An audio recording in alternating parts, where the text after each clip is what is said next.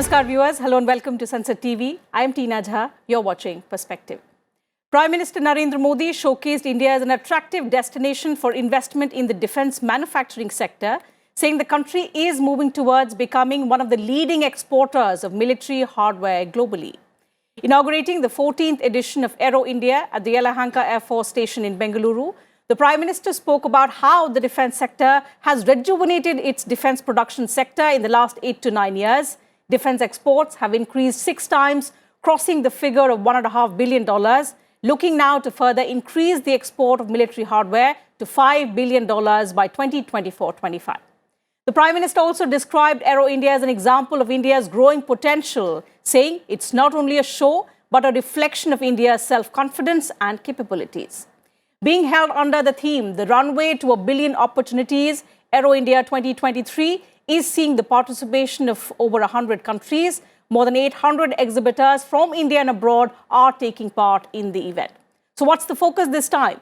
The significance of the event in India's growing prowess and potential, our defense partnerships with other countries, and much more in this edition of Perspective with an illustrious panel. So let me begin by introducing them to you. With me in the studio is Lieutenant General V.K. Saxena, retired, former Director General, Corps of Army Air Defence.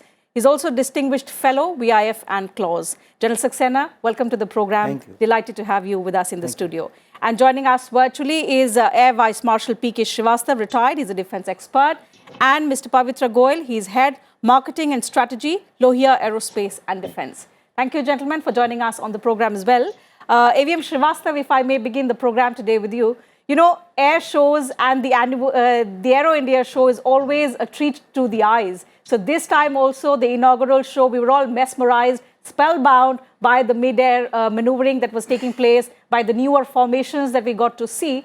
But what's intriguing and what I want to understand from you is what began as only an air show, something that was, meant to attract a lot of viewers and also to show the capabilities of India's defense sector, how it's been, it's grown in significance, so much so that the Prime Minister, in his speech, described Aero India as a launch pad for India's growing prowess, for India's growing potential and capabilities. So as someone who's been witnessing the Aero India show since 1996 when it was, conceptualized, how do you see that transformation to today when the event assumes so much significance? Nina, you said it absolutely in the apt words that in 1996 it was more of a visual delight for the viewers that something like this is happening in our own country. And then it became the business delight for the foreign manufacturers who wanted to sell their aerospace assets to our country. And now I see a great emphasis on our own weapon systems being showcased. I think that's a paradigm shift in this particular version of the Aero India in 2023. And that takes us to a great kind of leap forward as a country we are concerned. Because if you want to sell platforms, you ought to harness lot of things. You have to have a great ecosystem supporting the whole system. Because I have been in this industry as I was also director of production for Bharat Dynamics Limited. So I know what we used to do and what we are trying to do now. We used to assemble things based on the semi-knockdown kit versions, and that was not the technology harnessing, it was the production process harnessing. So it became a good platform, but it was then limited only up to the public sector because the orders used to go on nomination basis and they were mostly harvested by the public sector.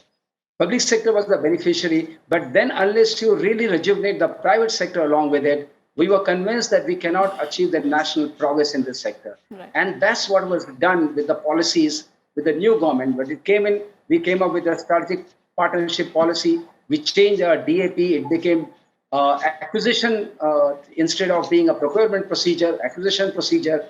Acquisition at the capacity building in the sense that we want to now build these platforms in our own country.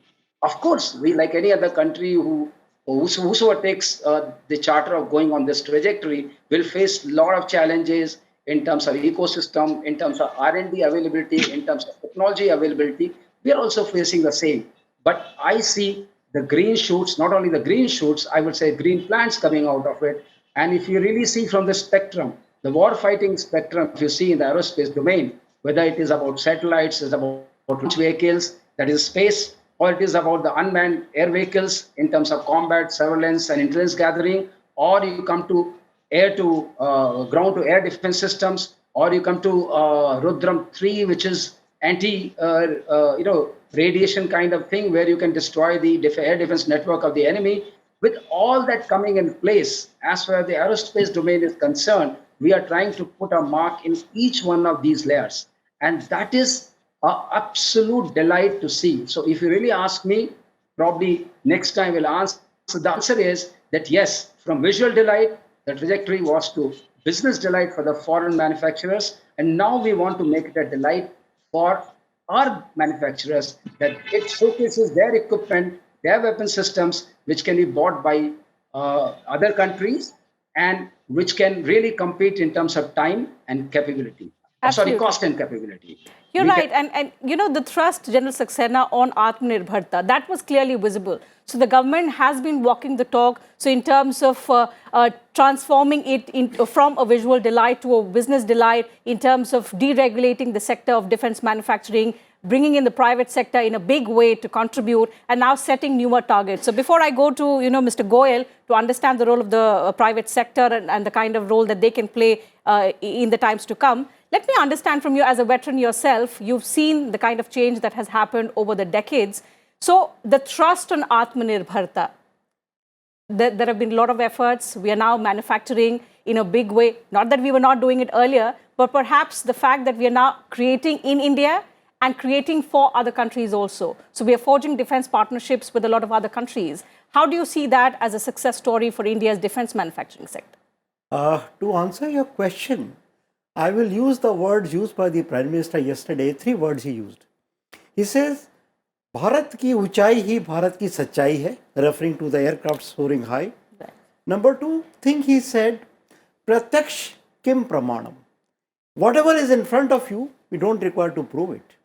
And thirdly, he talked about the state of the nation and the state of the defense industry and compared it with an aircraft. He says this government is like this aircraft combat pilot, which thinks fast, which thinks far, and which takes quick decisions. Now, connecting this Atmanirbharta and Make in India to Aero India 2023, actually speaking, this Aero India 2023 is actually standing on the twin anchor of Make in India, Make for India, and Atmanirbhar Bharat. What is the opportunity today? There are 2 opportunities. First is to showcase the indigenous technology. Number 2, make worthwhile partnership. Right. Show to the world our growth journey in defense and aerospace sector. To talk about Atmanirbharta is to create a confidence in the other guy that we are becoming self-reliant, for which the defense minister used this word, why India? Why India? He said, why India? Because of 4 or 5 reasons. He says, why India? Because India is a reliable partner, not only in terms of our developments in defense and aerospace industry, but the stability of the country and the government, number 1.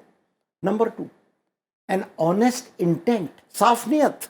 There are no scams, there are no kickbacks in your defense deal, saaf niyat. Number 3, best innovation you will get.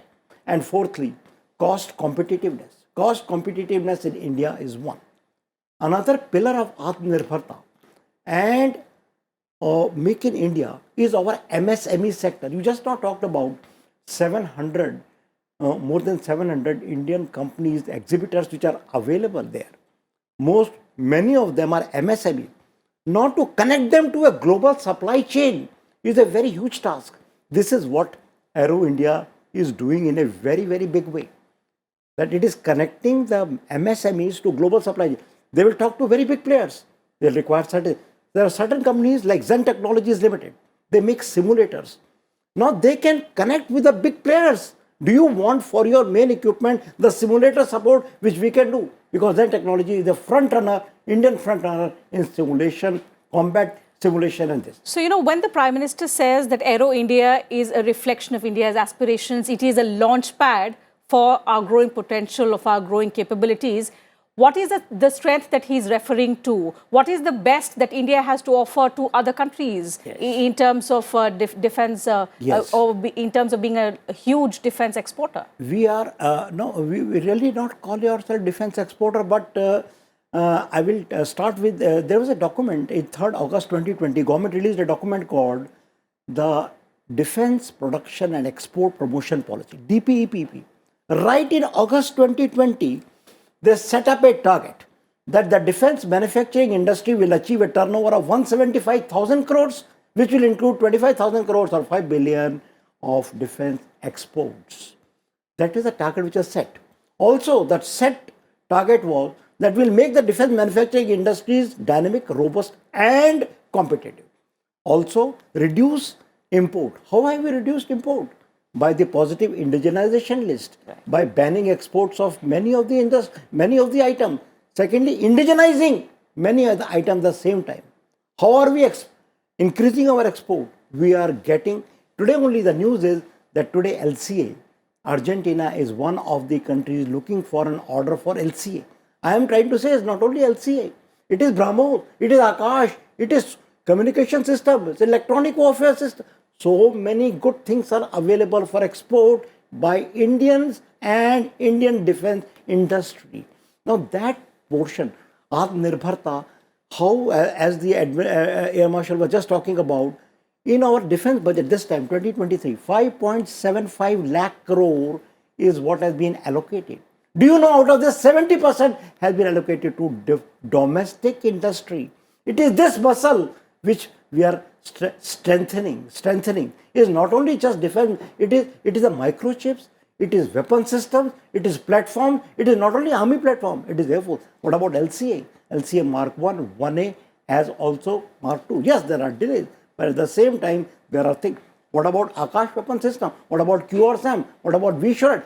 So many weapon systems and equipment are in the pipeline. I don't say we have arrived. I don't say we have arrived. We are on our way. And we are making good progress. Absolutely. And this progress has been possible because we've joined hands with the private sector. It's a journey, and private sector has become a co-passenger with the government, Mr. Goyal. So let me bring in you into the discussion now to understand. Of course, the private sector has contributed in a big way to the 1.5 billion number that the Prime Minister spoke about. The next big target that he has set for 2024-25, a very limited time, that talks about 5 billion. So defense manufacturing sector has seen a fillip, but it has to grow by leaps and bounds further in the times to come. By at least 2024-25, we need to achieve the target of 5 billion. So if I may understand from you how the private sector is going to contribute to this, what are your expectations now towards achieving this target? What would your reaction be? So our compliments to the Prime Minister and the Honorable RM for encouraging us, and we've seen changes, we've seen the impact, we've seen the kind of exports that we are able to do today. And if you look at, we've not really studied the exports, but if you do a breakdown of the exports, you'll notice platforms are not being exported. Components is the major value, which is what MSMEs like ourselves do. Right.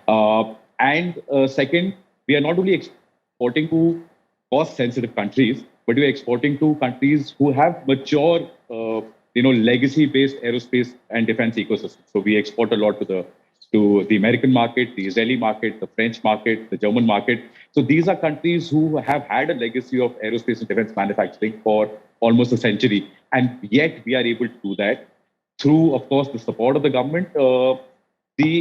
I think one area that is not as, let's say, fun or as dramatic is doing it at the component level, which is where we need a little more push. We need a little more support from the government.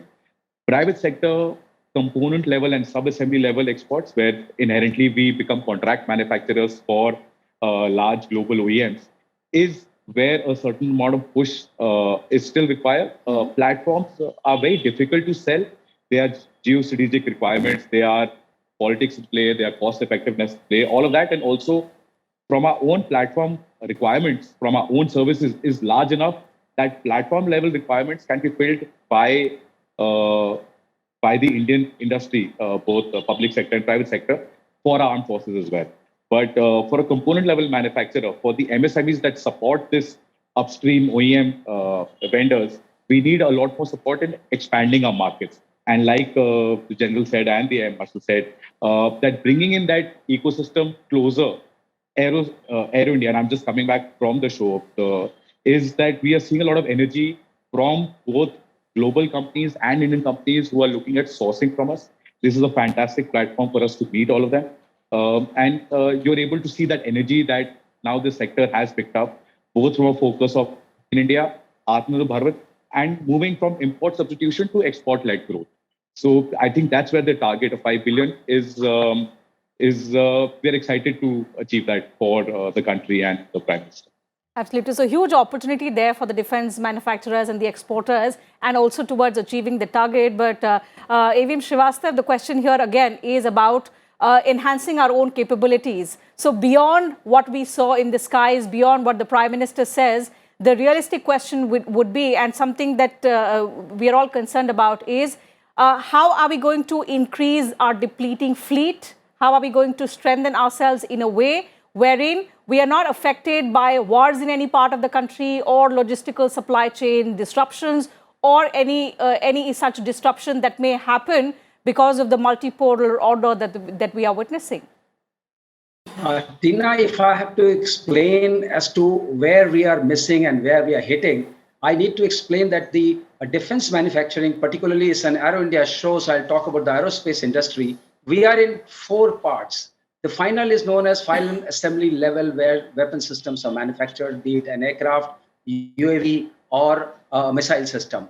Then next comes the LRUs, or the major assembly level, where we need to make like aero engines, like LRUs of various aircraft, where the technology resides. Actually, technology resides in these LRUs and the aero engines. Now, next one is component level. Component level, where Pavitra said that we are exporting components, and we were doing earlier also. That's where we have some presence. Then there is the last level, which is called the materials level. At materials level, so our missing levels are materials level. Component level, we are doing something, but major assembly level, where we make aero engines, we make LRUs for various aircraft, of all their LRUs, we had a gap. So when we do the gap analysis, this is where we need to fit in. And that's what the Prime Minister said. We need to collaborate, whether it comes to an aero engine or it comes to LRU for our radars in the aircraft or for our weapon systems. We need to collaborate to get the technology harnessed faster than what it is. And we use the purchasing power, which General Saxena mentioned, to lure these companies to share their technologies. And for sharing their technologies, the governments have to have foundational agreements, which have been done also with the US. And we got that kind of agreements, foundational agreements, which will promote this kind of exchange of technology. So I guess now, as we march further and march along with our private sector, we will find that we are filling up this gap, which is there faster than we ever imagined. And you know, the C-295 going to Tata Aerospace Limited is one of the very important beginnings. From there, the collaboration occurs. There's a lot of talk going about the aero engine collaboration, either with Safran, GE, or the Honeywell. If that happens, then we make our own Kaveri engine can be modeled. At the moment for LCA Mark II, we are going to take G414. So all these things have to fall in. As General Saxena also mentioned, we have not arrived, we will not say we arrived, but we are there very much, and we can really showcase that we can be there and we can really arrive in the time frame which is given by the Honorable Prime Minister. If you really see, let me start from the space. For space, we got our own satellites, our own launch vehicles. Come down, we got transport aircraft, which we are doing ourselves, whether it's Dornier or now C-295 or any helicopters. Then you come to combat aircraft, which is the top, the technology. The General Prime Minister talked about Uchai. That is the zenith of the technology which needs to go into fighter aircraft to make it do what it does. That's where we got LCA. LCA is progressing in a very methodical fashion. If we have Mark II, the Mark II is going to have all kinds of weapon systems, which will be indigenous, whether it be our own air-to-air missile, whether it be air-to-ground missile. If that kind of system we create in our own industry, the industry ecosystem will automatically lap it up, and all the component manufacturers, all the LRU manufacturers all the engine air manufacturers get all created, established, and that will happen. In all countries, let me tell you, Tina, in all countries, whether it was US or France or it was in China, the first orders to the local industries go from their own armed forces, because that is what the sustenance is, that is what industry talks about, hand-holding by the three services. If Indian Air Force, Indian Navy, and Indian Army holds their hands, I'm pretty sure, which we have learned, as veterans we have learned, we ought to do, because in times of war, in our adversarial times, our own industry will be there to support us. Almost demonstrated this. You Certainly, can't you're right. So there have been constant efforts to, General Saxena at least shed India of the dubious distinction of being one of the largest arms importers, and by enhancing our exports to other countries, by forging defense partnerships, we are trying to get rid of that distinction. But the question here is, realistically, we have two hostile neighbors, and the threat is relatively much higher than other countries. So our defense preparedness is also something that has to be of that much importance. So indigenization along with defense preparedness. So how challenging is that for India, and especially when we are locked in a border standoff with a country like China? Yeah, you rightly said that, like I always say, try to see a picture. Your audience deserves to see the picture clearly, besides the thunder and the festivities and the show of Aero India. Sure. The reality is that there are certain things which we can indigenize, there are certain things which we need to import, but the bottom line is we need to build our capability today. Now, Aero India talks about the air power. Today, our Indian Air Force is a great fourth largest Air Force in the world, but there are certain realities which the audience and the government at large must be aware, and they are aware, of course. But I need to say that out. Our fleet, as you saw the first aero show today, first of the acrobatics yesterday, Su-30, MiG-29, Mirage 2000, LCA, followed by MiG-27, Jaguar, and MiG-21. This is our fleet. Our fleet needs to have certain strength. Somebody saw 39.5 squadron, 42 squadron, 50 squadron. I will not go in the number game. It is all classified. I will say, certain things are required to make sure that this fleet remains in a strength to take on the two hostile neighbors which you just talked about. Now, just to tell you the truth, MiG-23 is gone, MiG-25 is gone, MiG-27 is on his way out, and MiG-21, last 100 Bisons are left, which will also go. What will happen? The Indian Air Force combat strength of fighter squadron, which the AVM was just mentioning, is going down. What should happen today for the country? The LCA program. The LCA program must catch up in time and space. LCA has got three versions. LCA Mark 1, 1A and Mark 2. Our government, Indian Air Force, has given orders for 324, 40 of Mark 1, 83 of Mark 1A and 321 of Mark 2. Now, I do not want to go into each one of them to say, I will just say that in Mark 1, this program is on for 30 years. In 2015, the 7th January was the first aircraft given for LCA Mark 1. It was delayed for a long time. Now also it has taken 4 years for the first squadron to be built up. I won't go into the specific details. Similarly, Mark 1A slightly delayed by 2 to 3 years, Mark 2 and Mark 2. They must catch up in time and space to build our capability. Similarly, the government is also trying to build the transport fleet. You are aware that Aero is being replaced by C-232, which the AVM just talked about, C-295. That must not get delayed. Our complete helicopter fleet, not only I'm not talking of Apaches and Chinooks which have to come, I'm talking of the ALH, our ALH Dhruv. It's armed version, Rudra. The light combat helicopter which you saw yesterday, Prachand. Then you saw the light utility helicopter. And yesterday only, I think 6th February, the Prime Minister inaugurated a helicopter factory at Tumakara in Karnataka. Now, all this helicopter program is geared up to match our helicopter fleet. Similarly, unmanned systems. We are not looking at Air Force, US only, that Mark MQ-9 Reaper will come 10-10-10.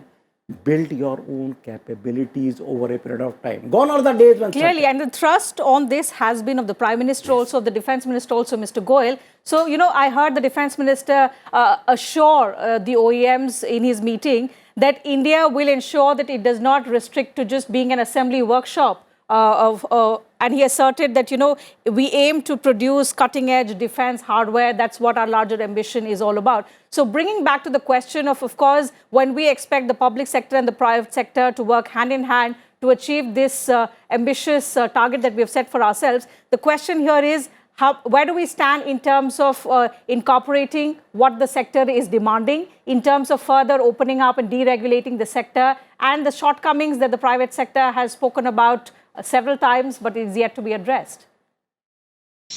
So, for all transactions to take place, especially international transactions such as these, and where the OEMs are interested in coming, it has to make a business case.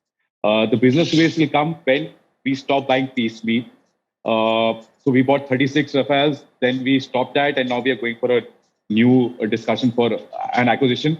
While we are still discussing with Rafale to buy the naval versions, about 50 of them. So we need to stop buying piecemeal. And I think, my esteemed panelists also mentioned it in some way. Having a larger targeted requirement in terms of what you need, by when do you need it, and how do you move towards Indianizing it. Right. So you can't go from developing nothing to developing a rocket. That's how, if you look at the story of the very, very famous and successful story of ISRO, you will see that they went from building a cycle rocket, a rocket that they literally drove on a cycle, a sounding rocket, to now, hitting Mars and Moon. So we have to develop it in phases. And like the general very rightfully said, we do not need to reinvent everything to develop everything in India. There's enough market in India for people who have already developed it to come into the country, partner with the sector here, and then start developing it. Right. And start manufacturing it. As you've all said, I think it's too early to say that we've arrived, but we've embarked on a journey with a lot of promise, and perhaps in the times to come, if we work together, we should be able to achieve the target. I have very less time, AVM Srivastava. Very quickly, one last comment from you. A lot has been spoken about the F-35. It flew for the first time. It hogged a lot of limelight also. The question here is, are we missing something? Is there more to it? Do we expect India to induct the F-35, which as on date is said to be the most capable and a multi-role aircraft, which perhaps will enhance our capability? See, Tina, whenever it comes to an aircraft like F-35 or F-22, we always need to compare the cost versus the operational effectiveness kind of grid. And I don't think we are still ready to pay that kind of cost for F-35 as a country, because we need to spend our money very, very wisely. We got certain money only at our disposal, being a developing country in all respects. So we can't spend it like that. And we have debated this n number of times that we don't need F-35 as of now, because we got our own geographical features, other things to support us. What you were talking about, the numbers, let me give you. We need nearly 900 aircraft today, a combat aircraft. We got 500, as Saxena has rightly pointed out, as per the fleet, since we have less time. So there is a gap of 400. We want to fill this gap with certain numbers, large numbers from LCA, MCA, and that kind of initiatives. Right. But we know the constraints of operational preparedness. So we will also fill up certain gaps there through collaboration. What I'm talking about, let's say F-21 is offering itself, the Boeing is offering, and we can open a manufacturing plant here in the country. We will transact the technology within the aircraft. I don't know how will it fructify, but if they show the intent and they're really gung-ho about it, probably we can do that. But so many others are offering the same thing. There is also a point of which Pavitra has said, that once we go on a particular kind of fleet, we need to wait so that the numbers can come in and the ecosystem can then start feeding it. So these are the two contradictions which we need to deal with. But I think those people who are in the power, in the authority, they know about it. And I know they know it very, very well. Because in 2016, we have given a presentation to Department of Defense Production, where we brought out these things very clearly. And it has given rise to certain policy changes and effectiveness. And I think everyone in the ministry, everyone in the bureaucracy, everyone in the military bureaucracy, they know about it, they're conscious about it. But I really appreciate of the government that they are focusing on it. They're hammering on it, and they are saying this is a focus area. All right, And I'm Avian, pretty we'll have to sure stop at that. Time allows me to take up only that much on the program. It's been a wonderful interaction with the three of you. We've spoken about a lot of promise that the Prime Minister has, put his thrust upon on Atmanirbharta, and also the challenges that the private sector is still dealing with. But hopefully, with a lot of changes that we've seen happen, and with this kind of approach in the times to come as well, we'll be able to achieve the targets as well as enhance our capabilities. So that having been said, we'll have to wind up the program. Thank you once again to all the guests for joining us on this edition of Perspective. And to you viewers, thank you very much for your time as well. I'll see you same time tomorrow now. Take good care of yourselves. Keep watching Sansad TV.